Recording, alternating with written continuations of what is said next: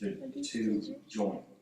So, so the biggest thing for me has been, how do I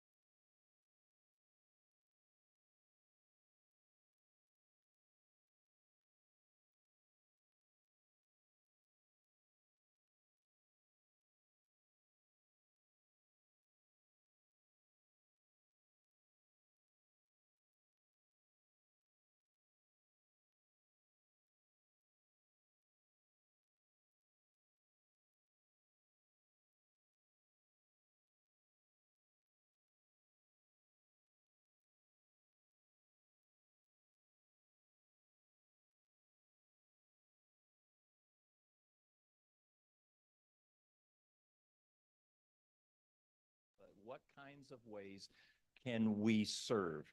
Because God has blessed us so tremendously. So this idea to live, then I put a plus sign. And that plus sign can be anywhere. It can be over the I. That's one way to do it. It can be at the end. Think about the mathematical equation about exponents, right? You put the plus sign at the end of a 3 or whatever, and it's exponential, right? Continual growth. So the idea for this is to live positive, but also to live exponentially. So what we're going to talk about this afternoon and what I spoke about this morning is about how to live exponentially. So now some of these things that we're going to talk about today are going to resonate, and you're going to say, I'm going to do something about that, or I'm going to live differently, or I'm going to talk to somebody else because I know that they are hurting. And so this idea of vivere, or to live positive, and the website is vivereplus.org, and it also goes .net.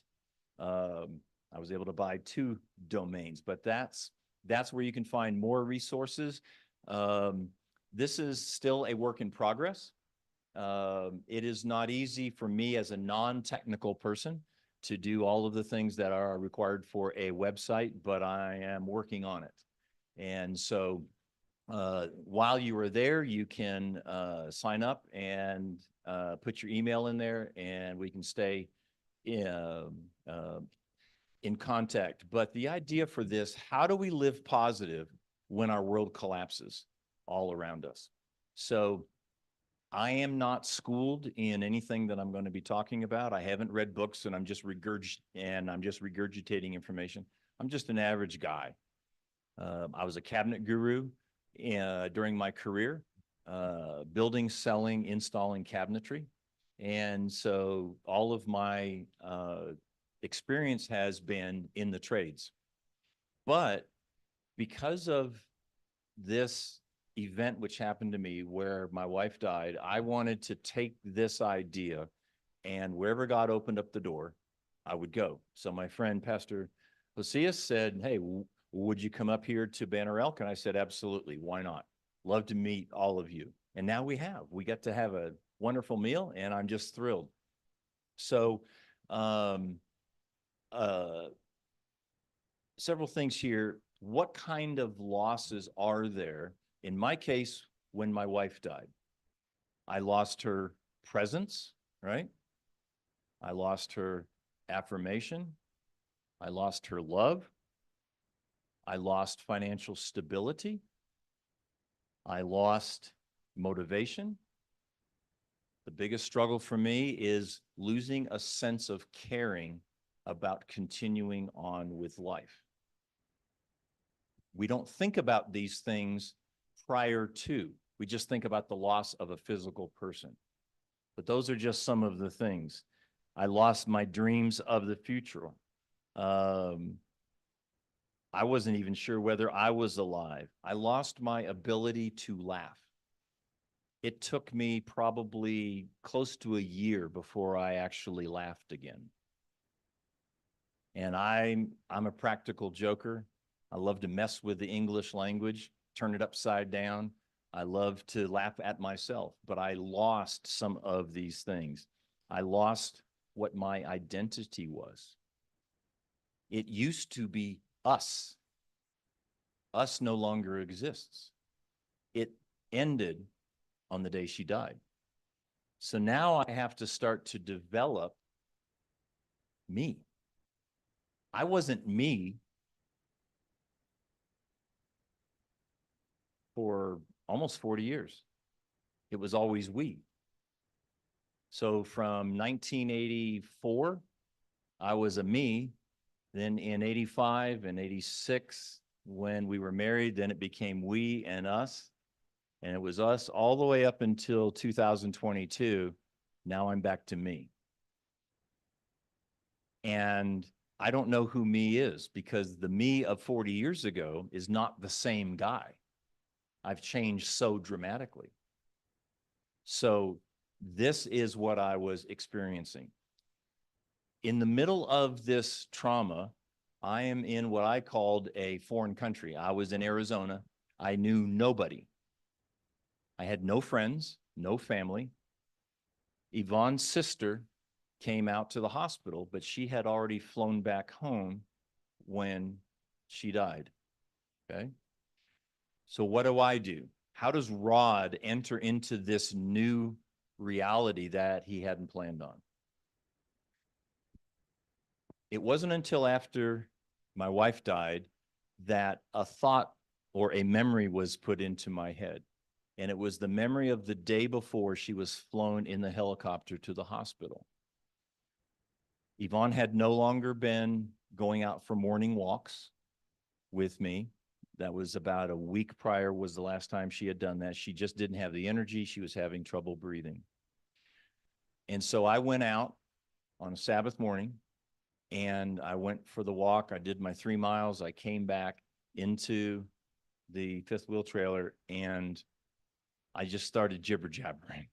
You know, I've been out. I got some adrenaline going, and I come back and I just start talking. Well, she's sitting in the recliner with her eyes closed and her hands folded. I just knew she wasn't feeling good, but I just started talking, you know, the way that we do naturally anyway. So I just keep doing that. I'm in the kitchen part. She's in the recliner. So we're 15 feet away from each other. And I'm just going on and on. She turns to me, opens her eyes, and says something in a manner that she had never said before. She said, "Rod, would you be quiet? I'm talking with Jesus."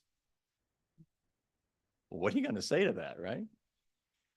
But yeah, so I shut up very quickly. I didn't think about that. That memory did not come until after she had died. Now, early this morning, I had told you what had happened in the hospital, where every day I knelt by her bed on the cold ICU floor and I prayed for her life because I know this God who I serve. He raised Lazarus. No big deal. God isn't worried about death. But as a human being, see, I wasn't designed for this. So I was worried. That's the part of the emotional makeup that we all have. So I needed something, and I had been asking God, give me something to hold on to. Guess what I hold on to today? It's the fact that my wife, who was never, she would never have been upfront like this talking to anybody. But God gave me the memory to hold on to that she's talking with Jesus. So what do I have to worry about, honestly? Is it easy? No. It's very brutal. It hurts. There is emptiness. There is aloneness. There is no one to scratch my back. That's the practical side of it. No one to scratch my back. I can't share a sunrise with her any longer or anything like that. But what I have is assurance. And that assurance is what keeps me going. And that's what keeps me going so that I can stand here today. So some of the things that led up to this, I just want to briefly bring to your attention so that you understand some of the things that we are going to talk about. How do you live positively when your world collapses? When I was young, I had childhood trauma, things that happened to me that have affected my life. All right. I've lost jobs. I have felt such a loss of my own self-esteem because as a guy, my worth was in my work. I didn't know who I was outside of work. I was just a hard worker. I could turn businesses around. I was good at motivating people, talking with people, helping them to then do their best job, et cetera, et cetera. I got really sick, I guess now about 8 or 9 years ago, and I was near death. I had inflammation in my body to such a degree that there was pain throughout. I could not open and close a car door. I had to use a cane to grab a hold of it to pull. I couldn't feed myself with a fork because my hand was shaking so much. So I had to use a spoon. And so I am still working at this point, and I did not want people to see how bad I was.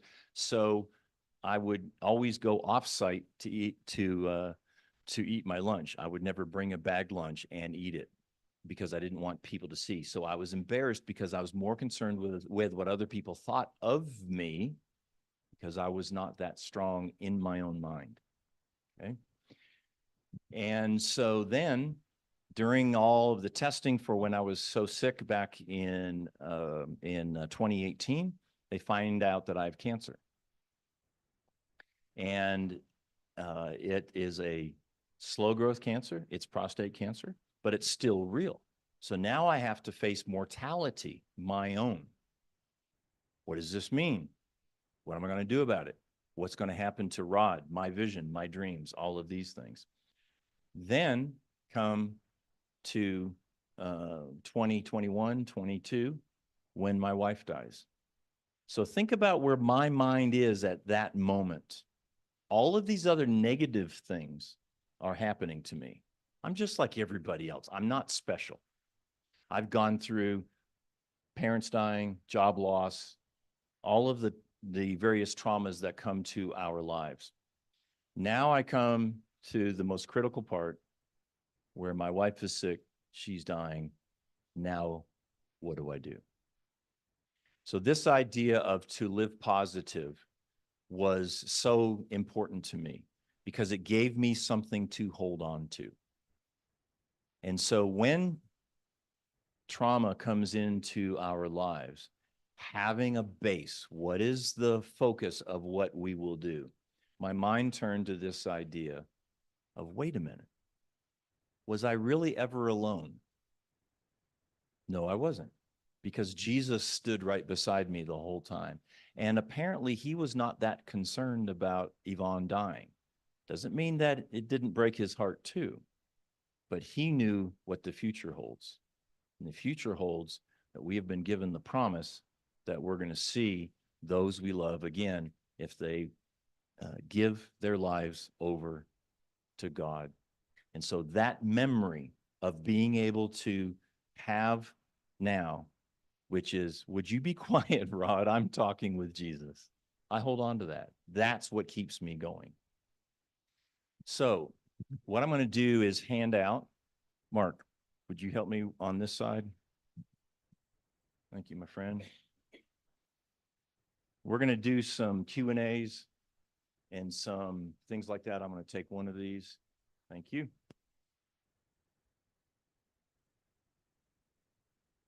I started out putting down onto paper some of the things that I was learning. And I'm using that in the present tense, learning.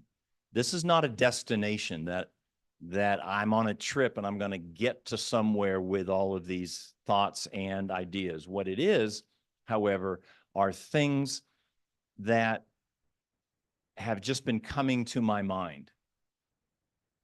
And again, that I'm not schooled in this. I don't have any certificate for any of what I'm doing, but I started out with 25. Notice the number that's up at the top. How many does it say? 50. If you actually count, there's like 70 or something like that. And we may or may not get to all of this. But I just wanted to go through some of these things that whenever you're facing struggles in life, first thing, acknowledge it. Don't run away from it. It's real, it's here. So first off is acknowledge it. Second thing, and one of the hardest, is to accept that this is what you're now facing. I didn't naturally just want to accept that my wife was laying there without breathing on the bed. Nobody wants to do that. And I sat there for 45 minutes, never said a word, just sat there. All of these things starting to go through my head about what does this mean? And so I started to work into the acceptance side. The interesting thing for me was that 2 weeks prior to her death, I had basically said goodbye to her when they went to intubate her. Okay. And I told her, this means that we may never talk again. And I want you to know that I love you with all my heart. So in my mind, my psyche, how I was starting to deal with it, I had already been saying goodbye. But it's not just a goodbye. It was really see you later, because both of us had the same belief, because we know in whom our faith is. The third thing there is determine. Because of what had happened in my life prior, because of the darkness that I had allowed my own mind to go into, I used to not accept who I was, and I used to blame God for all of the negativity that happened in my life. Okay? That never did me any good. It took me down a road so far that one day I sat on the side of the bed with a gun to my head, with a round in the chamber, ready to end my life, because I could not understand how my life could continue. And it was over a lot of different things, but it was focused on the fact that I was not accepting what was happening to me. And I tried to blame everybody else for my problems. And finally, I just had enough. There were voices in my head. This is true. There were multiple voices telling me to pull the trigger. But what was interesting about that was that as I was being taunted, and then when I didn't, another voice would come in and say, "You're a coward, see? You can't even do this." And so this interchange is going back and forth, back and forth.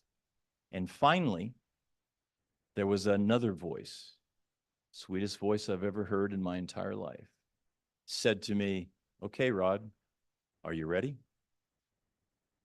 Are you ready to give it all to me?" That point was very important to me, because at that point, I started to set aside the past, because I said, yes, I can't handle this. Put the gun down, took the round out of the chamber. So now fast forward about 20 or so years, I'm sitting beside Yvonne's bed, and I know the battle that is about to take place, because the temptation is to go backwards into a darkness that I had determined, just like that word says, I determined I will not go backwards. Doesn't mean I'm tempted or that I'm not tempted to. It means that I will not retreat. I've been to darkness. I've stared death in the face. It doesn't bother me. So in the hospital there, as I'm praying, part of my prayer also becomes, Lord, you've got to do this. I have nothing. My nothing is laying in a bed. All I'm asking for is your presence. And if I have your presence, I'm not concerned at all. And so my determination, which was really choose, that's the next word, it's my choice. The only power we have is the power of choice. Satan knows this. That's why he tries to pound us into submission. But the choice is, I will live, and I will live positive. The last thing there is to review. Review what just happened so that you become comfortable with what you did. What was your approach to it? Because if you can repeat it one more time, you can do it again and again and again. So as my young friend Aiden read the scriptures this morning, what a wonderful thing. And what I told him just a few minutes ago was the fact that what I love about Psalm 143 is that if you read that in a contemplative way, guess how long it takes? About 5 minutes. I live my life now 5 minutes at a time, about the same time that it takes for me to read Psalm 143. And that chapter is the basis of where my heart cry is to God. So if you are ever in that situation, find a chapter, find something that speaks to your heart, learn it, memorize it, read it. It's in the repetition to where you can take one step. If you can take one step down a road, you can do another one. And after a while, you can look backwards. And when you look backwards, you can see how far you've actually traveled. So don't forget about that progression. And by the way, we're going to go through some of these things. These are not in any priority. I simply wrote them down as they came to mind. Second one, we become what we worship. I don't think you have to guess what I worship or who I worship, right? All the other stuff around me is distraction. All I care about is spending time with Jesus. And so that becomes who I am. I am in the process, because I'm not there yet, I am in the process of setting things aside that don't strengthen me, that don't bring me closer to my Jesus. We are, or that we become what we worship. Next one, focus less on doing or achieving or attaining and more about becoming. That is really the same thing as the previous one, just said in a different way. Focus on becoming. That's about relationship. If you want power to live your life, you focus on relationship with God, because he's crazy in love with you. And he wants you to be crazy in love with him too. Next one, I can't means I won't. It's a psychological thing. Have you ever talked to a kid who says, I can't do that? Do they not really have the ability to do that? No. It's a mental decision saying, I will not move forward. So I simply don't say I can't any longer.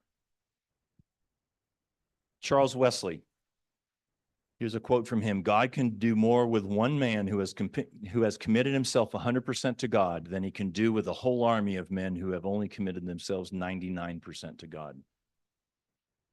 That's what I spoke about this morning. I'm all in. I'm imperfect.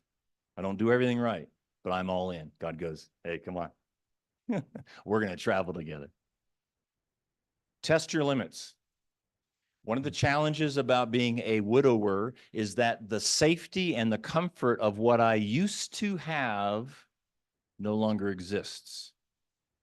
I don't want to go past the point where I think I can do it, because it's terrifying, because I feel uncomfortable. But what I tell myself is to test my limits. This is actually what I say. I wonder what Rod's got in him today.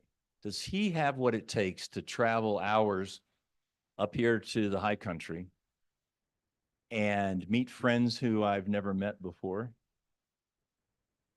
and talk about the most vulnerable things in his life? So I'm testing my limits even today. Be there, be present. That's a conscious choice. I want to be present in life. I don't want to just go through in some kind of a haze or a fog. I want to be intentional about everything that I do now. And this great lyric by the Southern Gospel writer Gloria Gaither, When I saw what lay before me, Lord, I cried, what will you do? You see, I thought he would just remove it. Instead, he gently led me through, Aiden. Through. Make sure you read this part. Get with your mom, and I want you to read through it. Because without fire, there's no refining. Without testing, sorry about that. Without fire, there's no refining. Without pain, no relief. Without flood, there's no rescue. Without testing, no belief. Through the fire, through the flood, through the water, through the blood, through the dry and barren places, through life's dense and maddening mazes, through the pain and through the glory, through, we'll always tell the story of a God whose power and mercy will not fail to see us through. Guess how many times I've read that, sung that song? Hundreds. It gets me through, Aiden. Next page. Reach for the possible. It's when you don't think you can do something and then you actually accomplish it. That's when you can look at yourself and go, wow, look at what I just did. I just survived 2 years of widowhood. It's hard. I don't want it. But look at where I am today. Look at the confidence. That's what you see in me is confidence. It's not me, honestly. It's God in me coming out. And that's what I want you to always know. Reach for the possible. Emotional prison cells are of your own construction, but the doors are actually unlocked. They always have been. You create them in your mind because you want to be comfortable. That's what they say about like spousal abuse. Why do the spouses stay? They actually feel comfortable in that relationship because it's all they know. All right. It's the same thing for me. If I were just to live in the past of me and Yvonne and never move forward, I would always be that person. I don't want to be that person. I want to learn from it, grow, and then move through it. And so I've stepped out. Because if you think about it, these prison cells, we hold on to the bars and we peer through and we go, oh, I'd love to be out there and be somebody different. I'd love to do that or do this. Guess what I did 2 weeks ago? It was my birthday. I went skydiving. Now, I was not stupid. I didn't go into a perfectly good airplane and jump out of it. I did it with one of those buildings with a big fan. And so you're inside. So if I fall, I only fall 15 feet and then I hit a trampoline. So, pretty smart guy here. But the idea was I wanted to push my limits. I wanted to test, see what I was comfortable doing. I always thought it was kind of neat, but honestly, I was scared.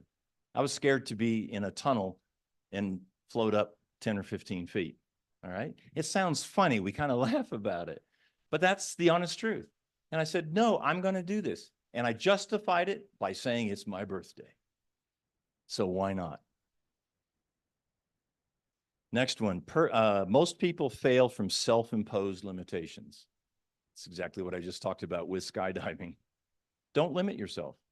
Push yourself. Why not see as to what you can do, what you can be? It's a great, great joy. What does Jesus say? Perfect love casts out how much fear? Not 90%? Not 70%? All. 100%. He says, you have nothing to fear, and I'm going to see to it that you don't. Next one, feed the emotional beast you want to go. Or feed the emotional beast you want to grow. Starve the beast you wish to die. Do you want to be negative? Who likes to be in a room with Miss Negativity? Always saying about how bad this is, how bad that is. Oh, I can't believe Fred did this. Can't believe my children. All of this, right? Nobody wants to be around them, so don't be one yourself, right? So feed the beast you want to grow. Me standing up here, saying all these things, smiling, talking, and all of that, do you believe it's natural? Do you honestly believe this is my my natural state. You don't. I am a recovering introvert. It's taken a long time to get to this point. I have to tell myself things over and over and over. And then what's amazing is over time, it actually becomes normal. I start to think that way because I am becoming that way. Negative thoughts breed negativity. Albert Pike says, what we have done for ourselves alone dies with us. What we have done for others in the world remains and is immortal. I had a choice. I could stay within myself and be one of those grumpy old men living out in the desert, wearing coveralls, a straw hat, and mining for gold. It's well within my skill set. I said, no way. So my being here today is part of that, which is that what I want to do is do things for others. Jesus follows up and says a beautiful thing. You are the light of the world, Rod. Intelligence isn't everything. It's the ability to challenge everything you know. I want to challenge myself. And I encourage you to challenge yourselves too, no matter where you find yourself. Maybe it's through a family that is broken up. Maybe it's from loss or death of somebody that you love very deeply. I don't know what it is. I don't know what it is. But I do know that you are what you think about. Look at other people and characterize them by their actions, and you will never be fooled by their words. Look at everything around you and don't take it at just face value. Start to think about why you feel this way. What are you looking for? And here's another one, and it may be in here. I don't really remember. 2 questions to ask yourself whenever trauma comes along and your reaction to it. Ask yourself, what are you running from and what are you running to? Because we all do that. Have you ever noticed when somebody dies, sometimes men will go buy the flashy car, chase younger women? These are the things that naturally happen. Sometimes women will spend money because they feel more comfortable doing something, being active.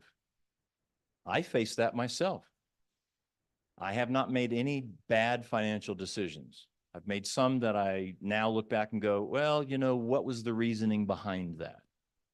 But the bottom line was that I felt comfortable doing something. And so sometimes spending money can be part of that. God's word is as good as his touch. I love that one. Skip down a couple. Be still and know that I am God. And we are all his special needs children.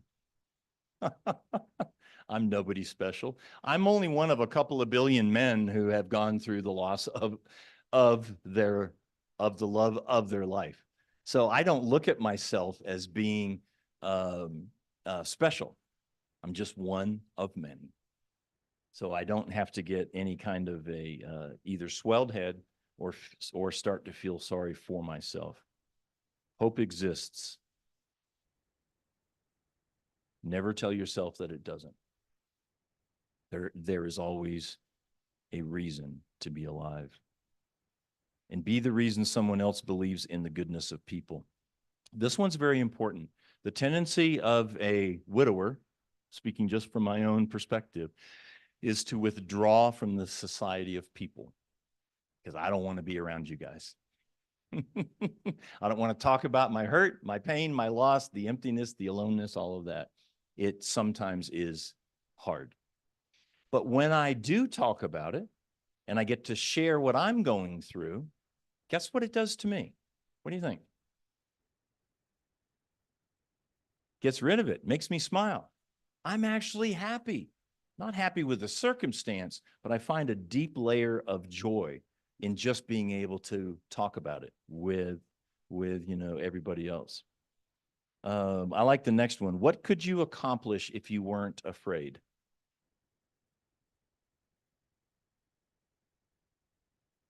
Oh, Pastor, love it. What could God accomplish if Rod wasn't afraid? Sometimes I am afraid. Standing up here this morning, I was a little bit afraid. I was nervous. My brain wasn't working. I was going in different directions. I felt like I was losing my place all the time. But I know my God, and I know that's not the way you perceived me speaking. That's what was happening inside. So God accomplished amazing things today. The most terrible crime a human being can commit is a wasted life. It was one thing for Satan to take the life and destroy Yvonne, but I refuse to go down without fighting back. I'm not going to let him win by taking mine. Trusting God's plan is the strategy I have for not freaking out by what appears in front of me. It's not easy to try to come up with a brand new plan. But God so far has done an amazing job. An amazing job. Psalm 143, I've already gone over that. What's that next quote? Ralph Waldo Emerson. Write it on your heart that every day is the best day in the year. The person is rich who owns the day, and no one owns the day who allows it to be invaded with fret and anxiety. Finish every day and be done with it. You've done what you could. Some blunders and absurdities no doubt crept in. Forget them as soon as possible, because tomorrow is a new day. Begin it well and begin it serenely. And all that means is I start every day. I'm going to tell you something. This is now, let's see, who is the mathematician? 365 days to a year, right? I've done it 2 plus about another 2 months, 3 months or so. So 400, 700 or 800 days since Yvonne died. Every single morning, this is not just some guy spouting something. Every single morning, I have awoken with a smile in my heart and a song from my lips. During the night, God will put a song in my mind. And when I wake up, I am singing it, brother. And your songs this morning helped me. Thank you so much. I know it. I know it. Who would think? Who would think? Here I've lost everything that I ever dreamed of. And every morning I have awoken with a smile and with joy and peace.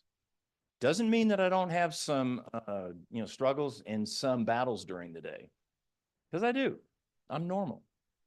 But every morning it starts serenely. The new day is too dear, with its hopes and invitations, to waste a moment on my yesterdays. Wow. The power of choice. That's all we have. Be unstoppable. I am not quitting. There is no way that I'm going to quit just because this happened to me. And that applies to so many areas of our lives. I am unstoppable when it comes to this. And that takes time to go through. What else is good? Oh, here's a good one. Never live someone else's dream for you. Live your dream. Live your dream. Don't let anyone else define who you are. It's far too dangerous. Allow integrity to guide every step you take and every word you speak. I say something about that. Please. Defining. One of the things that I think is important about, I think this is one of the most important things that we've read in a lot of ways. Never live someone else's dream for you. Unfortunately, what we tend to do is we tend to ask advice of people that are always going to put our ideas down. That is a normal human tendency. And so when you find someone who is really going to support your own dreams, you really need to latch on to that person. I started out knowing nobody in Arizona. And within a matter of days, God's got people coming into my life. Who's going to be there for Rod? Because now he's alone. And it wasn't that I was going to go off in some wild tangent, but it was the fact that we were not designed to be alone. I had Yvonne in my life for 40 years, though I didn't own her. She was a gift from heaven. And I was blessed to be able to return that gift as an act of praise. because he was so gracious to allow her to come into my life. Because she is the one who taught me what unconditional love looked like. You see, I didn't love myself because of things that happened when I was a kid, carried them through all of my life, and I hated myself. I loathed myself. She's the one who came to me and said, when I opened up to her and I told her things that had happened to me and how I was not dealing with them very well, she said, I can't understand what you went through, but I can only tell you that we will face the future together. That was when I first started to understand what the love of the Father is toward me. He doesn't care what I've done. He doesn't care what I've been through. Doesn't care what I've said to him. And I've said some pretty harsh things that I would not say in public here to God and about God. And he just leans over and goes, oh yeah, I like that you're talking to me. Tell me how you really feel, Rod. That's what he does. Let's just keep the conversation going. Halfway down that page, if faith is a radical reliance on God, it is undaunted by circumstance, unaltered by the odds. That's by the Christian apologist Os Guinness. I'm going to read that one again. Underline it sometime later when you're going through this. If faith is a radical reliance on God, it is undaunted by circumstance, unaltered by the odds. So when I told you about my prayer was, Lord, it doesn't matter about the outcome. I'm praying for her life. That's my job. But whatever it is you decide, I'm good. I just want you. And you know what? He answered that prayer. She's not with me right at the moment, but he answered that prayer because I know in whom she believed. The power of the bounce. Let me tell you this one. This is fantastic. Anything that goes on in your life, if it's negative, if you're feeling under the gun, think about a ball, you know, one of those big round balls that you can do exercises with and stuff like that. You can bounce them and get them going really high and then go here and then go there, right? Memories and the past are something that you can bounce back to, but you never stay there. Always bounce back and know that the power of the bounce, the ability to control that is completely within you. You see, every emotion that we have was created by God, but there's always a counterfeit. So there's a healthy emotion, there's an unhealthy emotion, right? Fear. What is the right way to look at fear? What is healthy? There's a bear. That's a healthy fear, right? So if a bear's right there, I'm going to go this way. Well, say hi.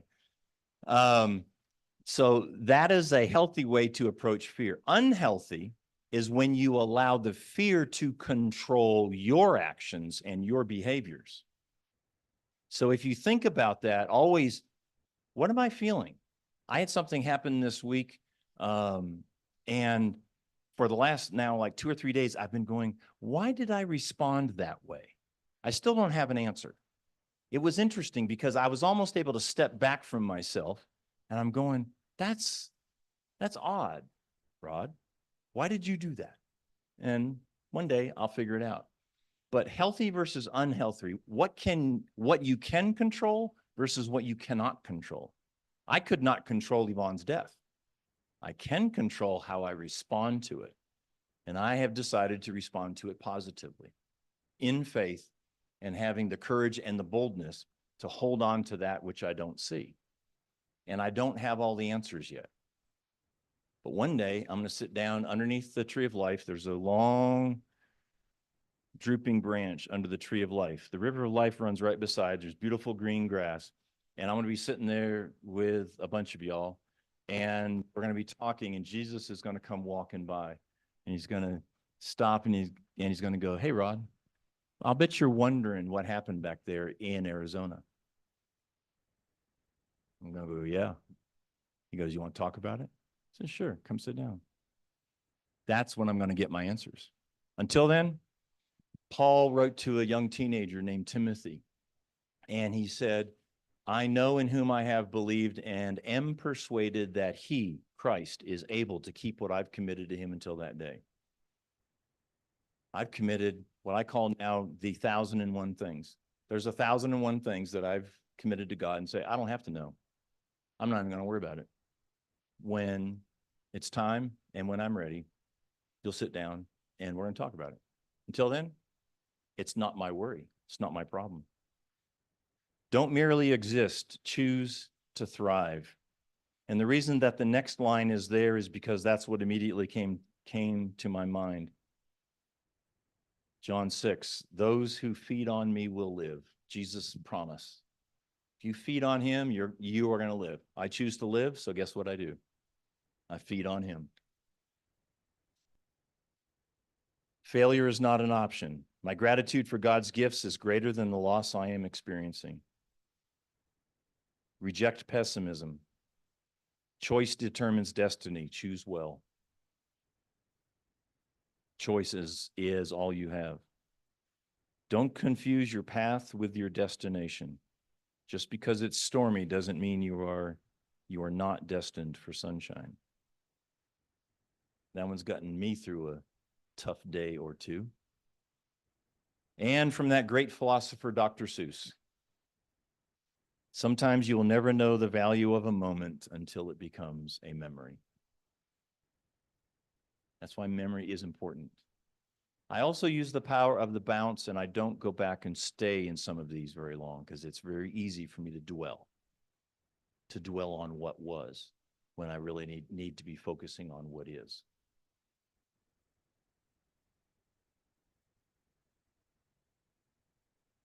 Next page, wonderful poem by Benjamin Militia Franklin. My life is but a weaving between my Lord and me. I cannot choose the colors, he worketh steadily. Oft times he weaveth sorrow, and I, in foolish pride, forget he sees the upper, and I the underside. Not till the loom is silent and the shuttles cease to fly shall God unroll the canvas and explain the reason why. Dark threads are as needful in the weaver's skillful hand as the threads of gold and silver in the pattern he has planned. He knows, he loves, he cares. Nothing this truth can dim. He gives his very best to those who choose to walk with him. And pulled from a bumper sticker many years ago. Such a wise saying, wag more, bark less. You like that one? See, I told you that I haven't gone through any of these, psychology manuals or anything about stuff like this. This is just real life. This is what okay, Rod, wag more, bark less. Next one, God never said, understand me. He just said, trust me. The entire story that we call the Great Controversy, this vast argument between Satan and Jesus, comes down to one word: trust. Do you trust me? And from the Beatitudes that did not make it into the biblical canon, blessed are those who laugh at themselves, for they shall never cease to be amused. So I do. I don't know. Some of these are really good. Jesus saying, my peace I give to you. Have you noticed the construct in that verse, John 14, 27? First he says, peace I give. Then what does he say after that? He says, my peace. He's not just offering any regular peace that you can buy down at the Dollar General. He's saying the same peace that got me through Thursday night so I could hang on the cross on Friday is the same peace that I'm going to give you, Rod, while you're in the hospital watching your wife die. Now that sounds harsh in a way because it's so raw, but it is so real. The same peace, the very same peace with that Jesus had, trusting in the Father, is the same peace that he gave me. It's the same peace I stand before you this afternoon with. And I'm so proud of that. And I give all the praise and the hallelujahs to God, because I never would have thought that I'd still be alive. Never would have thought that. But I am. And I am defiant against what the enemy has to offer. Oh, and then John Wayne. You know, the Duke says tomorrow is the most important thing in life. Comes in at midnight very clean, puts itself in our hands. It hopes we've learned something from our yesterdays. So we can learn something from the Duke.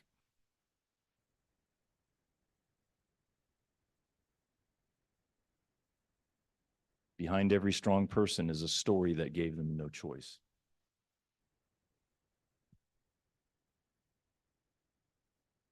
Ralph Waldo Emerson, that great philosopher and poet, all I've seen teaches me to trust the Creator for all that I've not seen.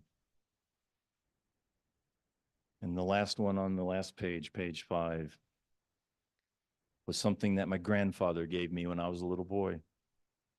To live content with small means, to seek elegance rather than luxury, and refinement rather than fashion. To be worthy, not respectable and wealthy, not rich. To study hard, think quietly, talk gently, act frankly. To listen to stars and birds, to babes and sages with open heart. To bear all cheerfully, do all bravely, await occasions, hurry never. In a word, to let the spiritual unbidden and unconscious grow up through the common. This is to be my symphony. That's why I'm here today, to live positive. I want you to see what's possible, not because of me. I want you to see what's possible in your life because of Jesus, because of the power that God can put into your life. And you can live that kind of life by reaching for the possible, living positive, and making that a way of life. That's basically all I wanted to share. It's the practical part of what I talked about this morning. This morning was the spiritual side of it. This is the practical. That's why you can have these, photocopy it, give it out, learn it, live it, love it. It is a way of life. It's a way to think. It's a way that I am changing, and it's a constant everyday thing. Any questions, comments, hallucinations, anything?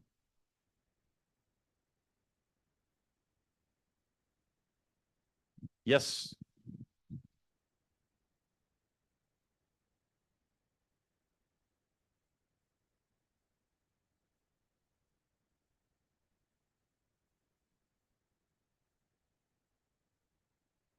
Thank you, Bonita. And thank you, Rod, for the presentation. It really is a blessing and the handout as well.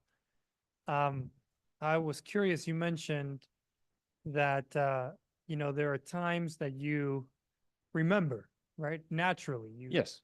But at the same time, you don't allow yourself to be in that space of memory for too long. How do you find yourself, how do you pull yourself out of the temptation of, I want to just dwell in the memory of what was? I know some people have like, I only allow myself like 15 minutes or things like that. Do you have anything like that? How do you, Yeah. what do you do? That's a fabulous question. Most people that I've seen, and I speak this really from experience because I've been this guy. If you don't accept what happens, then it's very difficult for you to see any way out. I didn't choose for my wife to die. Well, who is to blame for that? I could blame a bunch of people. I could blame the doctors who I might think didn't do the right thing or whatever. And so most of these memories are attached with emotions. So it goes back to, what do I control about these emotions? So for instance, I have 2 voice mails on my phone where Yvonne called, left a message, said, I love you, and all of that. Okay. Whatever, I don't even know what the context was. Doesn't really matter. If I go back and I listen to those every single day, what do you think is going to happen to my ability to move forward? For my ability to smile and to think positive? Okay. If I spend my time just listening to her voice, and I'll be honest with you, I lost the ability to recall her voice within a few months.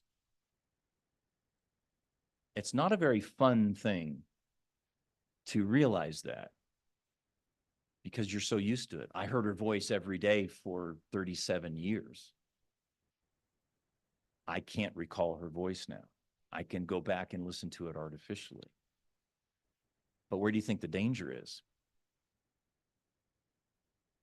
It's frozen in time. If I go back to there and stay there, I am now living in my yesterdays. And I have lost or will lose the ability to live in the present. Living in the present is all I have. It's choice. That's why so much of what I talk about is about the power of choice. One of the amazing things from the book Steps to Christ, chapter 5, and it's entitled Consecration, a beautiful word picture is presented. All of our resolutions are like ropes of sand. The only thing we have is the power of choice or the power of the will. That's all I have. I can choose truth or the counterfeit. That's all I've got the ability to do. If I go backward in time, I'm putting myself on thin ice because that's a counterfeit of reality. It's a moment in time that actually no longer exists, only in memory. And if I live back there, I can't go this way. So I go back, I bounce, I go back. Oh, I love it. It's been a while since I've listened to it, but I have some photographs and I'll look at the photographs, see us together, see the smiling faces, you know, not the photographs where we're frowning or anything like that. That wouldn't be good. But those are the things that I want to do. So I choose to go back to those times. And the difference, to answer your question specifically, I praise God for the gift because she didn't belong to me. She was freely handed out. Hey, Rod, you're going to need her. And so I get to give that gift back. It is in the thankfulness and the gratefulness that I don't stay there because that would be difficult for me to then continue to live in the present. Great question. What else? I think also, if you don't continue on the path that God has for you, you don't continue to grow in the direction He wants you to grow. Mm-hmm. And if you stay in the past, you never allow yourself to be on God's path. I told God in my prayers in the ICU room, I'm really interested to see what you're going to do. Now, that was bold on my part because I don't normally think that way. I don't normally look at the future with anticipation and glee, especially when I'm next to my wife who's, you know, appears at least going to die. But I said, I don't know how you're going to do it, but I give you permission to do it. I don't care what it is. Matters not. So 3 months, 4 months after, no, I guess it was 2 or 3 months after Yvonne died, I'm on the Navajo reservation doing this same thing in AA meetings with people, I don't know, 100 people a day. I did it for 5 days who are in worse shape than I am, in my opinion. And I'm sharing with them not the same things, but similar emotions and reasons why they were like that and why I'm facing it too, but doing my part to say, here's the difference. This is what I've found. And so I invite you to come along this journey with me. Who in their right minds, as they're still grieving, does something like that? It's only because I listened to what Jesus told Paul to write in Philippians 2:5, which is, let this mind be in you that was in Christ Jesus. It's not my mind. You aren't seeing Rod. You're seeing Jesus in Rod. And it's a choice every single moment, every 5 minutes, Aiden. Oh, go ahead. I was just gonna make the comment about that. I think our faith, and I can't speak for you too, but I just, God said that he has let us understand these things so that we don't mourn as the world mourns. So he lets us know. And so the fact that I knew that my loved one is not in heaven, that they're asleep in the grave, gives me a level of peace and a tendency not to go back. So if I'm thinking that they're in heaven and they're watching me and I'm talking to them and all of these things, I would have, I believe, more of a tendency to hang on Yes. to those things. Now, my son is buried right off of a cemetery right off of 321.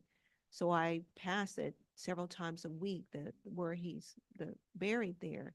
I go there rarely, maybe once or twice a year, but at times I miss him. Mhm. And so I go there. But when I go there, God lets me see that your son is not here. You know, maybe his body is under the ground, but he's not there. And so I leave with peace. And I think it takes longer for me to ever go back again because I know that it's not there. So the tendency to bounce back, the tendency to not stay there is less likely for me because of the faith and the truth that God has given us. So I'm very grateful for that. Yeah, it's very powerful. It's like the illustration that I was saying about the prison cell. First, we're on the inside looking out through the bars, right? Thinking how good it would be to be there, just not here where I am. But then when you realize that the door is actually unlocked, and then you go, well, why am I still in here? You want to go outside, but you're so comfortable on this side. And when your loved one dies, that rug of security is ripped out from underneath you. So you don't even know where to go. But then when you start to think about it, wait a minute, if there exists, or that if something exists outside of the walls, why don't I go there? And so you open up the door slightly and you peek out. Well, nothing happened. I'm still here. And then you take one step and then 2 steps, but you're still holding on to the door. That's what growth is. And then you retreat back. Oh man, that was scary. But the more you do that, then you can get further and further out that door. And pretty soon you're way out there and you look back, and way there in the distance is a very small image of the prison cell. And you've constructed the prison cell yourself. If you've constructed that cell yourself, guess what you can do? You can exit, get out, and destroy that cell that held you for so long. That's the beauty of where I was to where I is today. I don't like the person that I was. And then one of the other things, I can go back, and this answers part of your question, Pastor. I can go backwards in time and I can remember all the negatives. You don't spend 37 years with the same person and not have tension, right? Because we're human beings. We have sin that we are having to deal with. And, you know, I used to think that all the problems in our marriage were because of her. And if she just listened to me and did as I told her, because I have all the answers, I know I do, I'm smart. But if she would just, Chelsea, I saw that. Ooh, ringing a bell here. Sorry, I didn't mean to step on people's toes, but it's true. Okay. So I used to stay there. It's the same thing, the power of the bounce. Then I began to realize, hey, wait a minute. Instead of my prayers going up to God, why don't you change her? Guess what my prayers became? Why don't you change me and I'll let you worry about her? That was the moment. And I see the grins from just 4 years. You kids are so cute. That's when part of the transition of my life happened. So I can go back and experience regret. Regret is saying, I wish something hadn't happened. I don't think that way anymore. I used to. Now I go, Hallelujah. Praise the Lord that you allowed, because you looked down through time and you said, I'm going to have Rod go through this and this and this and this. And then finally, when Yvonne dies, he's going to be strong enough to go through it because he's going to hold my hand. So I have zero regrets about the past, but I will say there are 1,000,001 things I would do different. It's in the intellectual choice to understand that difference that allows me to have joy in my heart today. I'm the man I am today standing before you because of all of those things. And God in his wisdom and his mercy said, I'm going to let him go through all of that because I want him to stand here today. Do you realize I would not be here with you sharing wonderful, positive things about a loving God if my wife had not died? Think about the love of the Father for each of you in this room. And I will always say that I will have, or that I would go through that gladly to share part of my heart with you. Anything else? Great questions. Oh, sure. A bonus, a twofer. Yeah, I'm reluctant to ask this because understanding your faith and our faith in God too, it's just sometimes doesn't make sense to me, but I'll ask it anyway. What would your hope be for you to be in 5 years from now? Wow. Where is my hope? Where do I want to be 5 years from now? I don't even know where I want to be next week. So understand that portion of it, because you lose what happens is part of me died. Okay. So I've lost that long-term dream because that dream was ours and us no longer exists. So I have to reformulate. When two people are brought together under God's love, the Bible says two become one. So what happens when one of those is ripped away? What's left? Half. Yeah, zero. I can understand that. Half is left. So I'm on a quest to build, not me, but let God build. But it's also part me because I have still dreams and hopes and desires. But I've now got to go from half to become whole. And I don't know what that looks like yet. So the first answer to your question, I don't want to be on this earth in 5 years. I believe Jesus is coming back and he's coming back soon. That's what it looks like. It could be, however, that it's all part of his timeline, which is different from mine. And so I'm cool with that. So in the meantime, doing exactly what I'm doing right here. So that's why when I handed out the cards, this is who I am. I took a little bit of a break. So some of the stuff that I was writing is older, like about a year old or something like that. But I'm starting to get my mojo back. And so I send out texts. Pastor Josias is, on that, where I send out, I don't know, it depends. Sometimes it's 3 times a week, sometimes once or twice. It just all depends upon where I am at. Just encouragement, stuff that has, sayings and stuff that I write. And I send it out hoping that and praying that it will be encouragement for, someone else. So up until I'm no longer here, then I'm going to be doing this kind of stuff whenever God asks me to. He just says he said to Isaiah, who will go for us? I go, here. I don't know what that means. Part of it's terrifying. What if he wants me to do this or that? I don't know. For right now, I'm just doing this. Yeah. I think that for me in the last 3 years, the thing that I've come to realize is that not that I wanted my husband to die or my brother to die, but I realized that if those events had not happened, and if I had not kept hold of God and had him be the lead in my life, I would not be today where I am, particularly in preparation for the time of trouble. Because this has been like a time of trouble in the last 3 years. And I can't think of much of anything. Well, there's other situations that are very traumatic too, but it's a very, very alone, like Jesus in the Garden of Gethsemane, when he asked the disciples to pray for him and they didn't, and he's all alone. This is something that you spend so much time alone with. And if you don't have him, you lose track of where he wants you to go. And you lose track of the growth that he can give you. Precisely. And so part of the answer to your question earlier, though, is I am a stranger in my own life. I don't, you have been through exactly what I'm talking about. You know, I don't have to say anything more than that. You are now a stranger in your own life. Everyone else after a funeral gets to go back home to their lives. The one who's burying their spouse doesn't. So I'm a stranger in my own life.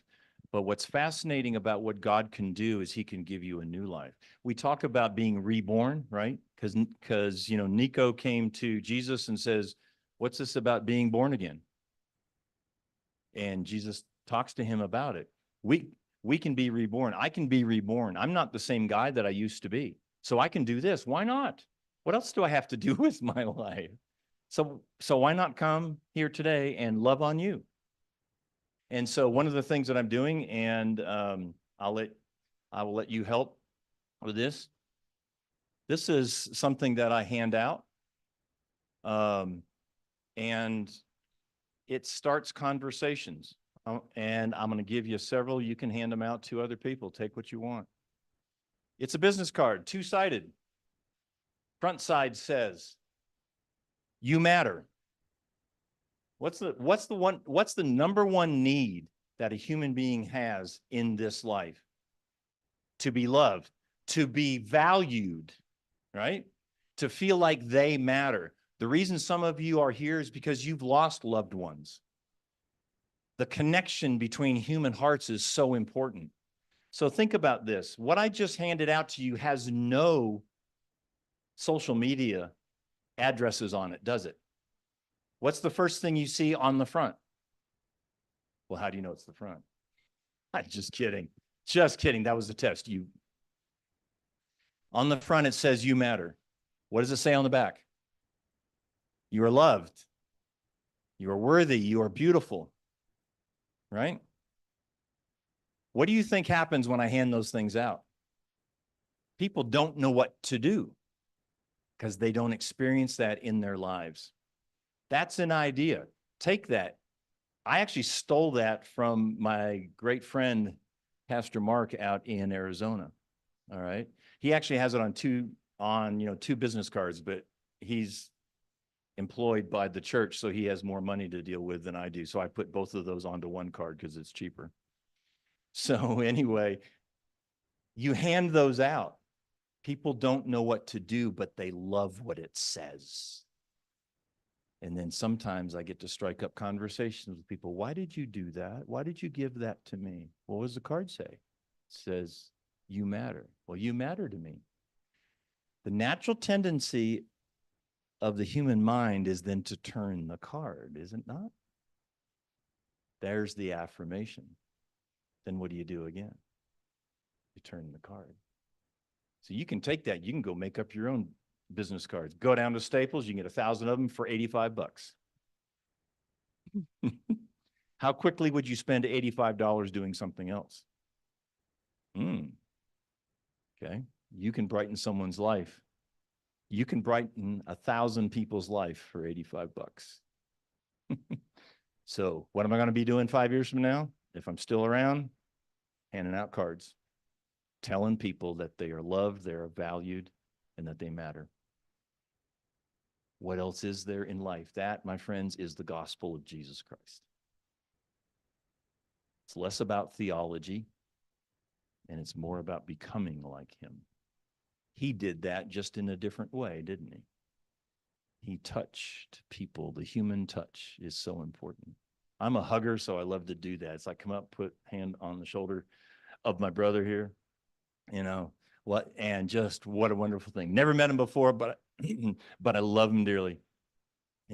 Just something is shared when you do things like that. What joy it is. What a great thing that the God of heaven said, you know what, Rod? Yeah, I wrote that all things are possible, or that all things will work together for good to those who love God. I'm going to use you, use your life, use Yvonne as a story of that. Any other questions? Then let's wrap up with prayer. Oh, my dear friend, what joy it is to be here today, meeting these lovely people, sharing our hearts together, blending together in a way that whatever pain that each of us brings, we can lay it on the mercy seat and ask for healing. That is Heling, healing, the healing that Jesus Christ brings to our hearts. You can take care of the physical hurts and the traumas that come our way. You can bind our wounds, and you can cover the hurts as you hold our hearts. Yes, they're broken, so be gentle, Father. But we have confidence in you. We have trust in you. And ultimately, that is the question that is being asked throughout the universe and throughout time. Do you trust me? Today, as we have seen more glimpses of who you are, I pray that everyone in this room and those online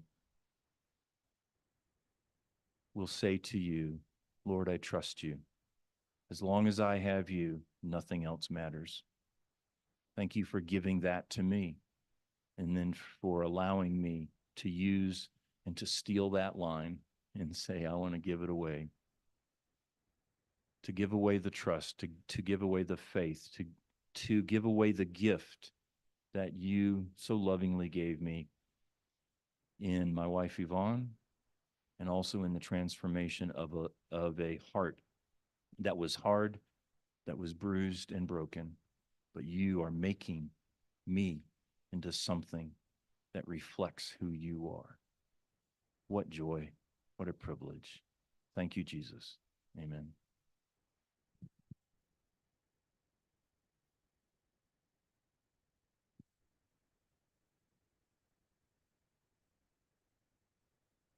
How many of you were blessed by Rod's presentation this morning and this afternoon?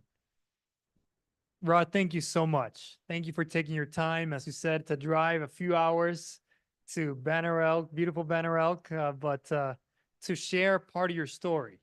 What a wonderfully vulnerable and beautiful thing that you have done by allowing God to use you and your story to bless us and to inspire us as well. Thank you so much for being here and for sharing with us. It really is a blessing. And thank you to the rest of you who are also here. Glad you could come and be here with us, whether you're on Zoom or in person. And may God bless you for the rest of this.